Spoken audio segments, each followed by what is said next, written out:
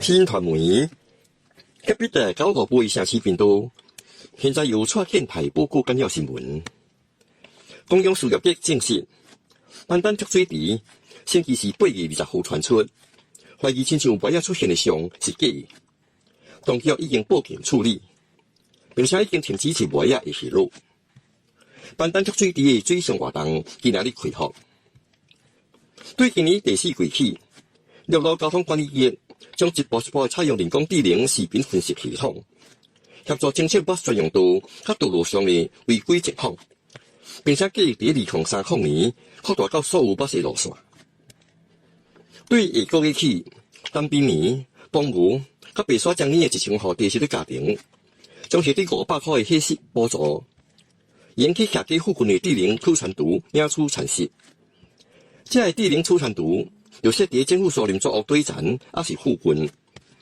收费的居民只需要开手机应用的2码，在储存图前扫描，就能领取小小的饭菜。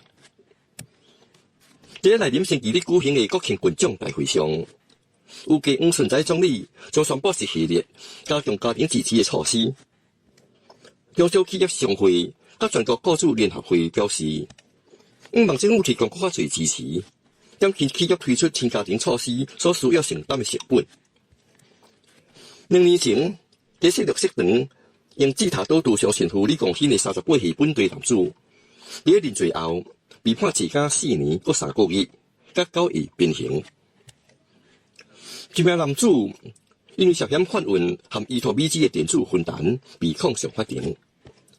警方这个月12号，针对非法放贷团体成员展开的执法行动中，在嫌犯在马西岭的租赁单位将伊逮捕，并且发现超过300支电子烟和相关配件。武吉边马快速公路发生一桩涉及2辆摩托车的交通事故，2个人受伤送医，1个人送医后不治。